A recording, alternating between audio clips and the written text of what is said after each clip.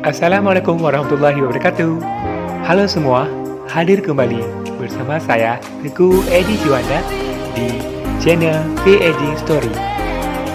Baiklah, pada hari ini saya akan mengajak kalian semua ke salah satu tempat wisata yang ada di Kabupaten Aceh Singkil, Provinsi Aceh, tepatnya di Kecamatan Kota Baharu.